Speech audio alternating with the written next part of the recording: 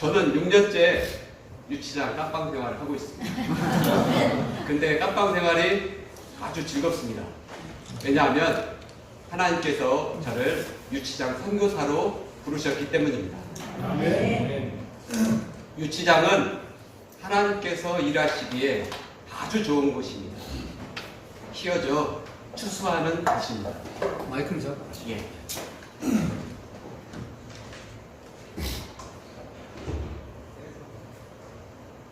오늘 저희 간증은 하나님께서 하신 그의 이야기 히스토리입니다. 40대 여 집사님께서 오셨어요. 사회학 중에 하나가 보이스피싱, 마약입니다. 저는 오늘 그 두 가지 가지고 간증을 할 건데요. 40대 여 집사님께서 보이스피싱 현금 전달책으로 들어오셨습니다. 들어오시자마자 무릎을 꿇고 엉엉 울었습니다. 그 사연을 물으니 집에 홀로 어머니와 중학생 된 딸을 두고 왔다는 겁니다. 그리고 또 예배를 최근에 소홀히 했다는 거예요. 하나님과 목사님, 성도들에게 부끄럽고 앞으로 어찌 될까 두렵고 막막하다는 것입니다. 비록 자신의 범죄로 인해서 지금 어려움을 당하고 있지만 시편 23편의 말씀이 위로가 될 것 같아 함께 나누었습니다. 여호와는 나의 목자시니 오늘 떼자마자 감정에 북받쳐 더 울었습니다. 내가 사망의 음침한 골짜기로 다닐지라도 해를 두려워하지 아니할 것은 주께서 나와 함께 하심이나 하는 구절에서는 저의 목이 메어왔습니다. 유치장 철창 속에 갇혀있는 지금 시편 23편의 고백이 집사님의 고백이 될 수 있냐고 물었습니다. 하나님께서 집사님의 마음을 감동케 해주세요. 믿겠나이다. 믿습니다. 저의 고백입니다. 고백하였습니다. 보이스피싱은 굉장히 구속률이 높습니다. 10사람 영장 실질 심사를 받으면 9사람이 구속영장이 발부가 됩니다. 그런데 딱 하잖아요. 어머니와 딸을 누가 돌볼 겁니까? 그래서 기도를 하고 반성문을 쓰게 하고 영장 실질심사에서 만나는 판사님을 하나님처럼 대하라고 이야기를 했습니다. 어찌 되었을까요? 하나님은 우리의 신음소리까지도 들으시는 좋으신 아버지십니다. 영장이 기각돼서 석방이 되었습니다. 이제 마약에 대해서 간증을 하겠습니다. 30대 중반의 두 청년이 비슷한 시기에 들어왔습니다. 이야기를 들으니까 극과 극이에요. 한 청년의 이야기입니다. 아버지는 교회 장로님이시고 어머니는 여러 교회를 물질로 후원하는, 교회를 사랑하는 권사님이십니다. 경제적으로나 신앙적으로나 풍요로움 속에서 자랐을 거 아닙니까? 이 청년은 이제 북을 치는 그걸 좋아해서 고수, 국악을 전공했습니다. 그리고 취직도 했습니다. 그런데 와인 동호회를 들어갔다가 아까 목사님 동성애 말씀하셨잖아요. 심각해요. 거기서 한 남자 선배를 만났는데 동성애자예요.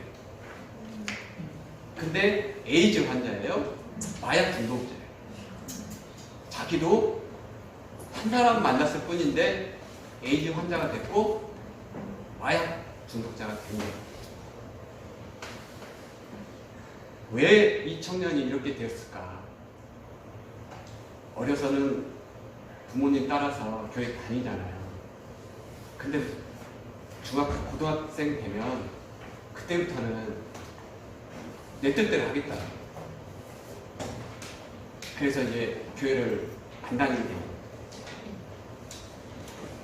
부평초 아시죠? 이렇게 물 위에 떠다니는. 땅에 뿌리를 내리고 있어야 되는데 그러지 못하니까 세상 급류에 휩쓸려서 어두운 세상의 삼킴을 당하는 거예요. 마약이 얼마나 끊기 지독한 것인지 이 청년이 그럽니다. 마약을 끊으려고 노력을 안 한 게 아니랍니다. 마약꾼들이 어떻게 알고 자기에게 집요하게 연락을 해온대요. 거절하죠. 나 다시는 안 합니다. 거절하는데 그 환각이라는 게 끌릴 때가 있나 봅니다. 그때는 자기가 그 사람들을 찾아가게 전화. 그래서 이렇게 끊기가 어렵다. 죽어야 끊을 수 있겠다 생각하고 마약을 과다 투여를 해서 안 죽고 우리 유치장에 온 거예요. 다행이죠? 다행이라고 했습니다. 그리고 그 청년에게 그래 그렇게 죽고 싶었냐? 너는 죽었다 이거예요. 마약 중독자였던 너는 죽었다. 예수님의 십자가에 못 박혀. 예수님이 죽으실 때 너도 함께 죽었다. 그리고 예수님이 부활하셨을 때 너도 새 사람이 되어서 살아나야 되지 않겠냐. 이렇게 기도를 해주었습니다. 그렇게 하겠다고 했는데 저희는 10일 있습니다. 10일 유치장 잠깐 한 4번 5번 교대 근무를 하기 때문에 만나고 이제 서울구치소로 가버리기 때문에 그 이후에는 제가 소식을 못 듣고 그래도 하나님은 좋으시기 때문에 거기에서 또 누군가를 만날 줄 믿습니다. 아멘. 결코 하나님의 말씀은 땅에 떨어지지 않습니다. 아멘. 또 한 청년의 이야기입니다. 외아들로 태어났는데 어려서부터 이렇게 한쪽 얼굴 팔다리가 붓는 림프종이라는 희귀병을 앓았답니다. 당연히 친구들한테 놀림을 당했겠죠. 설상가상으로 부모님이 일찍 돌아가시는 바람에 할머니 손에서 자랐는데 할머니마저 돌아가셔서 이제는 완전 외톨이가 되었습니다. 세상에 이럴 수가 있습니까? 이 청년에게 인생은 너무 가혹한 것입니다. 제대로 된 일자리를 구하지 못하다가 인터넷에서 마약 판매에 손을 대게 된 겁니다. 마약은 판 사람도 산 사람도 투약한 사람 소지만 하고 있어도 다 처벌되는, 근데 다 연결고리가 있어서 고구마 수준 잡아당기면 줄줄이 따라오는 것처럼 그렇게 따라오는 거예요. 그때 요한복음 9장 말씀이 생각났습니다. 날 때부터 소경된 사람이 누구의 죄 때문입니까? 제자들이 물었을 때 예수님은 부모의 죄도 아니다. 너의 죄도 아니다. 하나님께서 그 소경에게 하실 일이 있고 그것을 통해서 영광을 받기 위하심이라고 하는 그 말씀을 그 청년과 나누었습니다. 부모의 죄도 아니고 너의 잘못도 아니다. 하나님께서 너를 통해 영광을 받으실 그 계획을 갖고 있다. 일깨워 주었습니다. 가슴속 깊이 응어려져 있는 원망과 저주를 몰아내고 자신을 통해 영광 받으실 하나님을 바라보도록 도와주었습니다. 네. 유치장은 항상 사고의 위험성이 있습니다. 왜? 인생 갈대로 간 사람들이 많이 들어오거든요. 자신의 요구사항이 관철되지 않으면 물귀신 작전을 씁니다. 그래, 너 한번 골탕 먹어봐라. 자살 시도도 할 수 있고요. 자해. 왜? 자기는 이제 소망이 없다고 생각을 하니까. 내 요구를 안 들어주니까 너 같이 죽자 이거죠. 한 사건이 제게 일어났습니다. 면도날 삼킴 자해 사건. 우리나라 소매치기 계보에 나올 법한 소매치기 전과가 몇십 건이 되는 분이 오셨어요. 그때는 제가 조금 처음이라 유치장 경험이 많이 없기 때문에 이 사람에 대해서 잘 관리를 못한 거 책임이 있습니다. 신체 수색을 잘 못해서 속옷 속에 숨겨 들어온 면도날을 제가 차단을 못했어요. 또 한 번은 금식을 하는 거예요. 밥을 안 먹어요.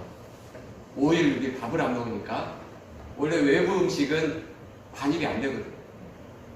하도 딱하니까 면회 때 죽이 들어온 거예요. 제가 이제 입회를 했는데 원래 원칙상으로는 하면 안 되는데 딱하니까 제가 죽을 반입을 시켰단 말이에요. 그 죽 속에 면도날이 또 들어있어요. 그냥 하나로 삼키는 게 아니고 성모병원 엑스레이를 찍어보니까 여러 개예요. 보이더라고요. 근데 이 사람은 기인이다, 기인. 우리는 그렇게 생각을 했어요. 왜? 이 사람들은 면도날을 입속에 숨기고 다닙니다. 그래서 지하철이나 그런 데서 백다리, 안창다리, 면도날을 사용을 하는데 입 속에 면도날을 가지고 있으면서 자연스럽게 이야기를 해요. 네. 그러니까 발견하기 어렵죠. 또 면도날을 삼키잖아요. 그 우리 같으면 가시 하나만 삼켜도 아파 죽으라 그러잖아요. 네? 이 사람 태연해요. 물론 아프다고 하죠. 상처가 별로 없더라고요. 네. 그냥 내시경으로 끄집어내고 바로 퇴원을 했어요. 제가 책임이 있는 거예요. 그래서 서울청 특조계 직원들이 와서 조사를 하고 제가 이제 그런 신체 수색하고 죽을 반입한 거에 대해서 책임을 물어야 되는데 대반전이 일어납니다.